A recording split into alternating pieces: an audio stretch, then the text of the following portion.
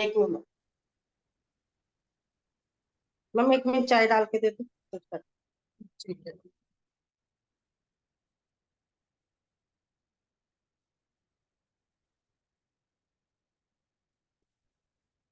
ये स्टार्टिंग से तो नहीं करना है ना, मास्टरमाइंड के द्वारा शक्ति हासिल करनी, यहाँ से करनी है। ये बोलो तो मैं नहीं, कर देती हूँ, मेरे को भी बहुत दिन हो गए। सुनो, कल और एक टॉपिक से स्टार्ट करने वाले थे हम। हाँ जी। कल तो और एक टॉपिक से स्टार्ट करने वाले थे ना हम। 10वां, सॉरी, 8वां, 9वां चैप्टर स्टार्ट किया था जो।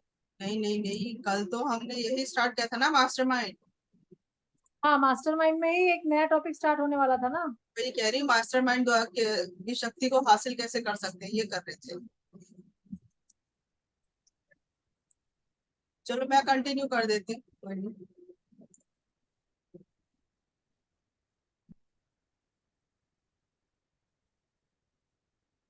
स्क्रीन विजिबल है ना? जी मैम।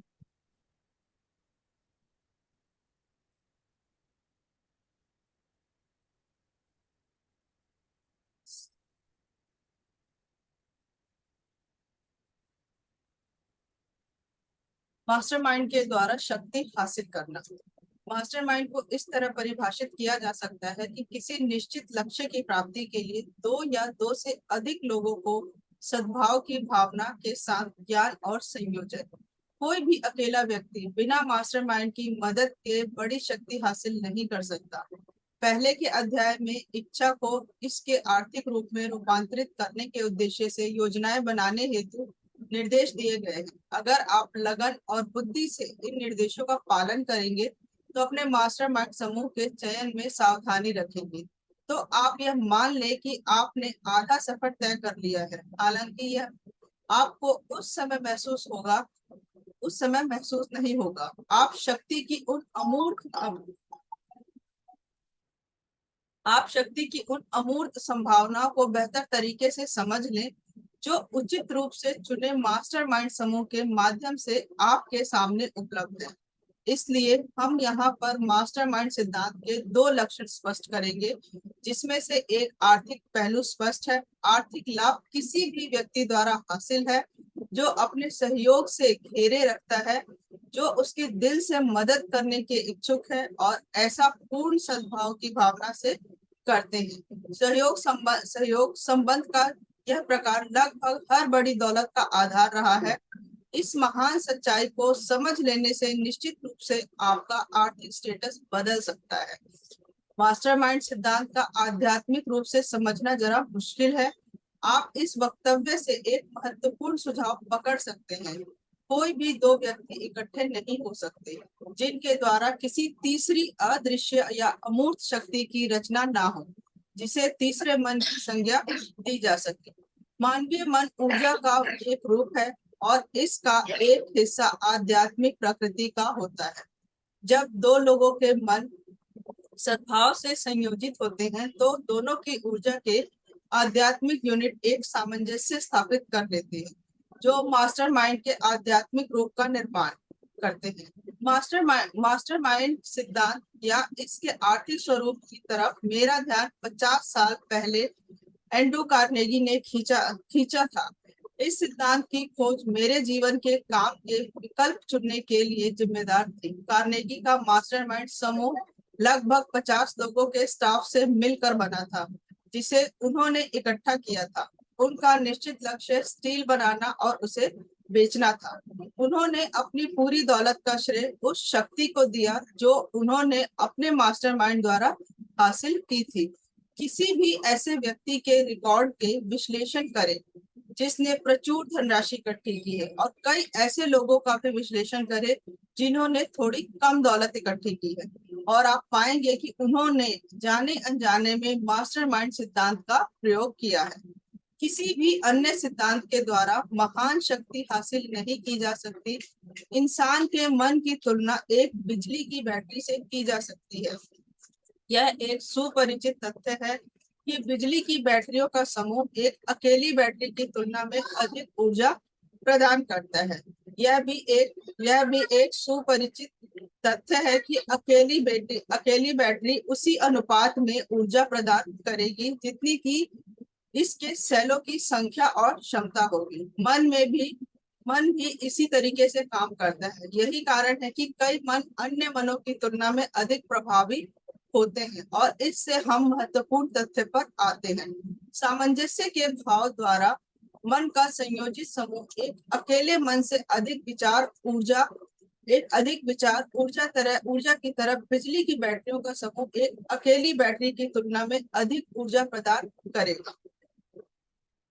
इस तुलना से यह तत्काल स्पष्ट हो जाता है कि मास्टरमाइंड सिद्धांत में शक्ति का रहस्य है, जिसके द्वारा उन व्यक्तियों को शक्ति प्राप्त होती है जो दूसरे लोगों के मस्तिष्क द्वारा खुद को घेरे रहते हैं। इससे एक और विचार मिलता है जो हमें मास्टरमाइंड सिद्धांत के आध्यात्मिक स्वरूप की समझ के और करीब ले जाएगा। जब व्यक्तिगत मन का समूह सामंजस्य की भावना से संयोजित होता है और काम करता है, तो इस गठबंधन से बढ़ी हुई ऊर्जा मिटती है जो उस समूह के हर व्यक्तिगत मन के लिए उपलब्ध होती है। यह एक सुपरिचित तथ्य है कि हेनरी फोर्ड ने अपना बिजनेस करियर गरीबी, अशिक्षा और अज्ञान की बधाई बाधाओं के बीच शुरू किया। यह भी उतना ही सुपरिचित तथ्य है कि 10 साल के कम समय में फोर्ड ने इन तीनों बाधाओं को पार कर लिया और 25 सालों में अपने आप को अमेरिका के सबसे अमीर व्यक्ति में से एक बना लिया। इस तथ्य के साथ यह अतिरिक्त ज्ञान भी जोड़ दें कि फोर्ड के सबसे तेज कदम उस समय नजर आए जब वे थॉमस अल्वा एडिसन के व्यक्तिगत मित्र बन गए। और आप यह समझना प्रारंभ कर देंगे कि यह मन का एक दूसरे पर प्रभाव क्या हासिल कर सकता है। एक कदम आगे जाए और इस तथ्य पर विचार करें कि फोर्ड की सबसे महत्वपूर्ण उपलब्धियां उस समय शुरू हुई कि जब उनका परिचय हार्वे फायरस्टोन, जॉन बरोज और लूथर बर्बैंक, जिसमें से हर एक में महान मन क्षमता थी, से हुआ। और आपको इस बात का अधिक प्रमाण मिल जाएगा कि शक्ति मन के मैत्रीपूर्ण गठबंधन से मिलती है। इंसान उन लोगों की प्रकृति और आदतों तथा विचार की शक्ति लेता है जिनके साथ वह सहानुभूति और सामंजस्य की भावना के साथ उठता बैठता है। एडिसन, बर्बैंक, बरोज और फायरस्टोन के साथ अपने संबंध के द्वारा फोर्ड ने अपनी खुद की मनस्थिति में इन 4 लोगों की बुद्धि, ज्ञान, अनुभव और आध्यात्मिक शक्तियां भी जोड़ ली। यही नहीं, उन्होंने मास्टरमाइंड सिद्धांत का प्रयोग भी किया, जिसका तरीका इस पुस्तक में बताया जा रहा है। यह सिद्धांत आपके लिए उपलब्ध है। राष्ट्रपति फ्रैंकलिन रॉजवेल्ट सर्वश्रेष्ठ दिमाग वाले लोगों को वॉशिंगटन मास्टरमाइंड समूह बनाने के लिए लेकर आए। उन्होंने इस समूह का नाम भरोसेमंद दिमाग रखा। द्वितीय विश्व युद्ध के बाद और दौरान इस समूह को विचार शक्ति के नाम से भी जाने लगा और किसी भी विकट समस्या का हल निकालने के लिए ये लोग तुरंत बुलाए जाते थे। हमने पहले भी महात्मा गांधी का जिक्र किया हुआ है। शायद अधिकतर लोग जिन्होंने उस विलक्षण छोटे व्यक्ति के बारे में सुना है, उन्होंने बस इतना ही सुना है कि वह व्यक्ति जिसने बिना कोई फॉर्मल कपड़े पहने ही अंग्रेजों को परास्त कर दिया। वास्तविकता में गांधी जी कोई विलक्षण व्यक्ति नहीं थे, बल्कि वे अपने काल के सबसे अधिक शक्तिशाली व्यक्ति थे। यह कहना अतिशयोक्ति नहीं होगा कि वह अब तक का जन्म लेने वाले सबसे अधिक शक्तिशाली व्यक्ति थे। हम उस तरीके का अध्ययन करें जिसके द्वारा उन्होंने अपनी विराट शक्ति हासिल की।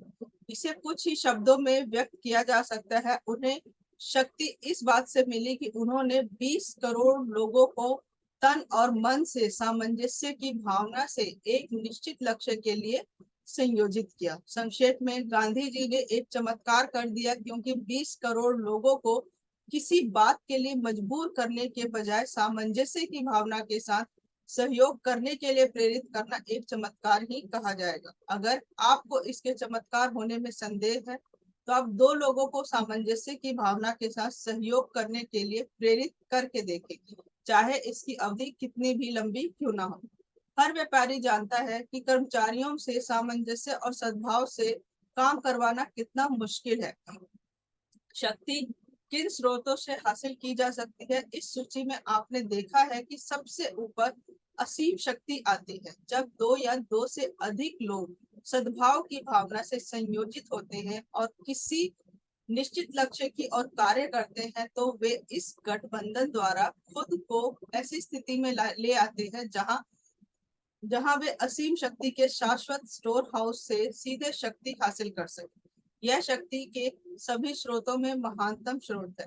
यह वह स्रोत है जिसकी तरफ जीनियस और हर महान लीडर मुड़ता है। दो अन्य प्रमुख स्रोत जिनसे वह ज्ञान हासिल किया जा सकता है, जो शक्ति को हासिल करने के लिए आवश्यक है, उतने विश्वसनीय नहीं है। उतने ही विश्वसनीय है जितनी कि इंसान की 5 इंद्रियां ज्ञानेंद्रियां। इंद्रियां हमेशा विश्वसनीय नहीं होती। आगामी अध्यायों में वे तरीके विस्तार से बताए जाएंगे जिनके द्वारा असीम शक्ति से सबसे अधिक तीव्रता से संपर्क किया जा सकता है।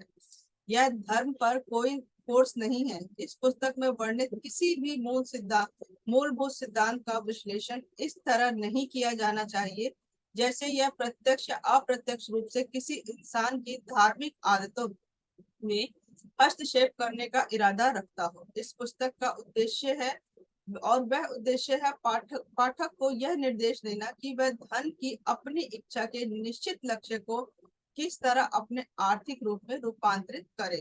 पढ़ें, सोचें और जब आप पढ़ें तो उस पर चिंतन करें। जल्द ही पूरा विषय आपके सामने खुल जाएगा और आप इससे सही पहलू से देख सकेंगे। यहाँ आप अकेले अध्यायों को विस्तृत वर्णन देख रहे हैं। धन शर्मीला और संकोची है।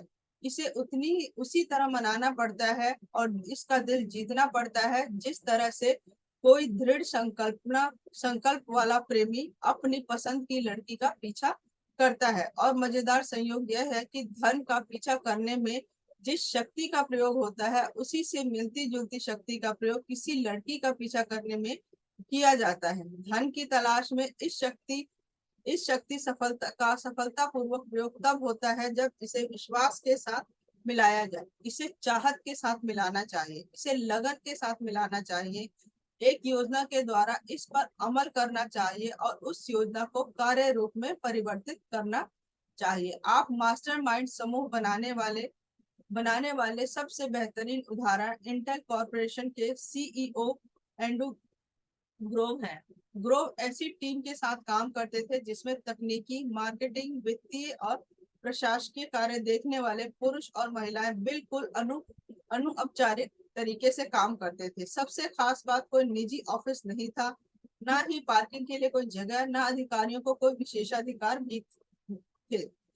कर्मचारियों को यह उदार विकल्प दिया गया था कि अगर कंपनी फायदे में होती है और स्टॉक उठता है तो उसमें वे पूंजी लगा सकते हैं। यह टीम आपको कैजुअल दिख सकती है, पर ग्रोव की जरूरतें बहुत सख्त हुआ करती थी। जब 1976 में इंटेल संकट के दौर से गुजर रही थी तो टीम ने खुद की इच्छा से अधिक प्रयास किया, कई घंटों अधिक काम किया और अपनी समस्याओं का हल निकालने के लिए भरसक कोशिश की। ऐसे ही एक अन्य अवसर में इंटेल पेंटियम चिप में थोड़ी सी कमी रह गई, जिससे कुछ संचालनों में दिक्कत पड़ने लगी। ग्रोव ने $475 मिलियन खर्च करके उस चिप को वापस लेकर नई चिप में से रिप्लेस कर दिया। ग्रोव ने अपने लोगों को छोटे समूहों में काम करने के लिए प्रेरित किया। हर किसी को अपने रोल ढंग से पता थे। हर किसी ने अपने अनुभव, ज्ञान और रचनात्मकता के हिसाब से काम किया। टीम मेंबर इस तरह से प्रशिक्षित किए गए थे कि इतने प्रेरित थे कि वे अपना 100% देने के लिए बिल्कुल तैयार थे। जब भी संकट का दौर होता, टीम अपने मन से अधिक समय देती, अधिक ऊर्जा, अधिक दिमाग लगाती, जिससे वे समस्याओं को हरा सके। जब धन उस मात्रा में आता है जिसे अकूत दौलत कहा जाता है, तो धन अर्जित करने वाले व्यक्ति की तरफ उतनी ही आसानी से प्रवाहित होता है जितनी आसानी से पानी पहाड़ी से नीचे गिरता है। शक्ति की एक महान अदृश्य धारा मौजूद है जिसकी तुलना एक नदी से की जा सकती है, सिवाय इसके कि इसका एक हिस्सा किस दिशा में बहता है। जो उस दिशा में एक दिशा में बहता है और जो लोग धारा की उस दिशा में इसमें प्रवेश करते हैं वह यह धारा उन्हें दौलत की तरफ ऊपर ले जाती है, जबकि इसके विपरीत दिशा में बहने वाली धारा बाकी लोगों को नीचे की तरफ यानी गरीबी और दुख की ओर ले जाती है। जो इतने दुर्भाग्यशाली होते हैं कि वे अपने आप को इस धारा से निकालकर धारा के दूसरी तरफ नहीं ले जा सकते। हर आदमी जिसने प्रचुर दौलत हासिल की है, जीवन की इस धारा के अस्तित्व को पहचानता है। यह इंसान की चिंतन प्रक्रिया से संबंधित है और विचार का सकारात्मक भाव धारा का यह पहलू है जो इंसान को दौलत की तरफ ले जाता है। नकारात्मक भाव धारा का पहलू है जो इंसान को दौलत की तरफ ले जाता है। नकारात्मक भाव धारा का वह पहलू है जो इंसान को गरीबी की तरफ नीचे ले जाता है। यह उस व्यक्ति के लिए यह अत्यंत महत्वपूर्ण विचार है जो दौलत हासिल करने के उद्देश्य से इस पुस्तक को पढ़ रहा है। अगर आप शक्ति की धारा के उस टैरिफ है जो गरीबी की तरफ ले जाता है, तो यह एक चप्पू का काम कर सकता है जिसके द्वारा आप अपने आप को धारा के दूसरी तरफ धकेल सकते हैं। यह आपकी मदद केवल तभी कर सकता है जब आप इस पर अमल करें, इसका उपयोग करें। सिर्फ पढ़ने से और इससे अच्छा बुरा बताने से आपको कोई फायदा नहीं होगा। गरीबी और अमीरी अक्सर स्थान बदलती है। जब अमीरी गरीबी की जगह लेती है तो यह परिवर्तन आमतौर पर अच्छी तरह से सोची गई और सावधानी से अमल में लाई गई योजना के द्वारा आती है। गरीबी की योजना की कोई जरूरत नहीं होती, इसे किसी की सहायता की जरूरत नहीं होती क्योंकि यह साहसी और निर्मम होती है। अमीरी संकोची और शर्मीली होती है और इसे आकर्षित करना होता है। हर कोई अमीर बनने की इच्छा रखता है और अधिकतर करते भी हैं, पर बहुत कम लोग अपनी इच्छा को निश्चित योजना और ज्वलंत इच्छा में से भरकर अमीरी की ओर अपना कदम बढ़ाते हैं। रॉस पेरेंट एक मजबूत मन वाले, दृढ़ इच्छा रखने वाले व्यक्ति थे। यह खासियत सिर्फ उनकी ही नहीं थी बल्कि उनके आसपास के मास्टरमाइंड समूह के लोग भी ठीक वैसे ही थे। उनके पास धन कमाने की ज्वलंत इच्छा थी और आखिरकार उन्होंने इसे प्राप्त ही कर लिया था। इससे पहले कि वे इलेक्ट्रॉनिक्स डाटा सिस्टम की नींव रखते, आईबीएम में एक सेल्समैन के रूप में काम करते थे। उन्हें डर था कि कहीं आईबीएम छोड़कर नई कंपनी खोलने का उनका सपना एक गलती ना साबित हो जाए, पर वह इस डर से रुके नहीं। उन्हें अपना लक्ष्य दिखाई दे रहा था। उनका सफलता का राज दृढ़ता के साथ अपने सपनों के साथ खड़ा रहना था और उस ऊर्जा को अपने टीम के मास्टरमाइंड समूह के लोगों तक पहुंचाना था और जो उन्हें सफलता और अमीरी की ओर आगे बढ़ा सके। पैरोट को यह बात पूर्णतः पता थी कि उनकी प्रतिबद्धता चमत्कार कर सकती है। ईडीएस को मिले उस कॉन्ट्रैक्ट ने यह साबित कर दिया जो उस समय कंप्यूटर इंडस्ट्री के सबसे बड़ा कॉन्ट्रैक्ट था। प्रतिस्पर्धा में दो कंपनियां थी, आईबीएम और ईडीएस। आईबीएम बड़ी अमीर कंपनी थी, उनके पास अपना अनुभवी स्टाफ था, जबकि ईडीएस के पास छोटा और समर्पित टीम थी। पैरोट को याद है कि प्रतिस्पर्धा से करीब 30 दिन पहले मैं अपनी टीम के पास पहुंचा जहां मेरी 15 सदस्य टीम थी। उन्होंने कहा शायद हम जीत ना पाए, पर यह अनुभव बड़ा जानदार होगा। मैं उन व्यक्तियों पर टूट नहीं पड़ा और उन्हें कमरे से बाहर नहीं निकाल दिया, बल्कि मैं ब्लैक बोर्ड पर गया और वहां सफलता के 7 मूल मंत्र लिखे जिनसे हमें जज किया जाना था। तभी पीछे से एक धीरे से आवाज मेरे कानों में सुनाई दी, इस तरह तो हम उन्हें 7-0 से हराने वाले हैं। यही वह दिन था जब हम प्रतिस्पर्धा के पहले ही जीत चुके थे। पैरोट बताते हैं कि इस प्रोजेक्ट को हासिल करने के बाद स्टॉक मार्केट में हमारी धमक सुनाई देने लगी। हजारों नई नौकरियां निकालनी पड़ी, कर्मचारियों को बोनस देना पड़ा और इसके लिए उन्हें पुरस्कार दिया गया। उन्हें लगता है कि यह संतुष्टि का विषय था जिससे हर किसी को लगने लगा कि यह डील हमारी मेहनत के दम पर हासिल हुई है और हमने अपने इंडस्ट्री के सबसे बड़े लोगों को हराया है। यही एक कंपनी को अलग बनाती है। टीम की तरह काम करने से, मास्टरमाइंड समूह का उपयोग करने से ही किसी भी बड़े से बड़े विरोधी को हराया जा सकता है। ये चैप्टर यहीं पर एंड होता है। नेक्स्ट चैप्टर हमारा है सेक्स रूपांतरण का रहस्य, इसको कल पढ़ेंगे हम, कल ही मंडे। ठीक है, क्लियर हुआ ये? सुष्मिता जी एग्जिट कर गई है। अभी हमने यहाँ पर यही सीखा, इसमें जो समझ आया कि एक जैसे कि हमारा ग्रुप है, मास्टरमाइंड समूह से हमें सीखना चाहिए, यानी कि देखिए हम अपना एक्सपीरियंस करने से बेटर है एक तो माइंड की शक्ति को विकसित करना, और हम जैसे ट्रेनिंग सेशन वगैरह में बुलाया जाता है उनसे सीखना।